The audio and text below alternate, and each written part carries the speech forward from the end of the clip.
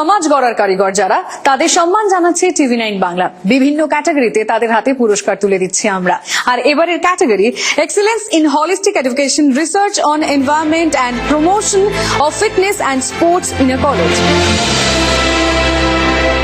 আর এই ক্যাটাগরিতে সেরা পুরস্কার তুলে দেওয়ার জন্য আমি মঞ্চে আসতে অনুরোধ করব TV9 বাংলার কনসাল্টিং এডিটর অনির্বাণ চৌধুরী।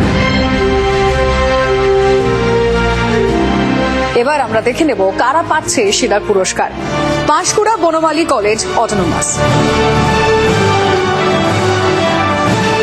আর এই পুরস্কার নিতে মঞ্চে আসতে অনুরোধ করছি ডক্টর নন্দন ভট্টাচার্য, প্রিন্সিপাল, পাঁশকুড়া বনমালী কলেজ অটোনোমাস।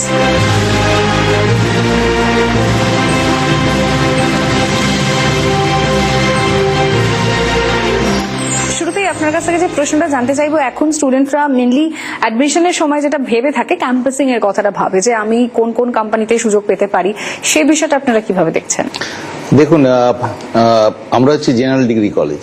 গত বছরে আমরা দেখেছি প্রায় 300 স্টুডেন্ট চাকরি দিতে পেরেছি আমরা অন ক্যাম্পাস।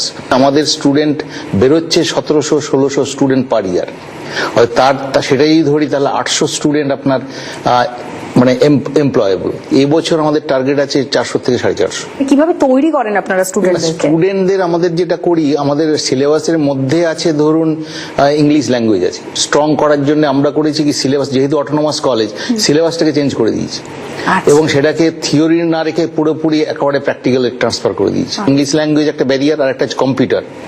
অর্থাৎ কম্পিউটারের ট্রেনিংটা আমরা জেনারেলি করাই। আমাদের সায়েন্সের রিসার্চ সেন্টার আছে, আর্টস সোশ্যাল সায়েন্সের রিসার্চ সেন্টার আছে, এবং এই রিসার্চের ব্যাপারটাতে আমাদের ইনফ্রাস্ট্রাকচার আমরা total science department as well as arts department এবং কমার্স ডিপার্টমেন্ট এগুলো আমরা ঢেলে সাজিয়েছি। আপনারা এইভাবে এগিয়ে চলুন, আরো সফলতা আপনাদের কাছে আসুক, এটাই আমরা চাই। আরো একবার শুভেচ্ছা, এই সম্মান আপনারা পেয়েছেন। Thank you.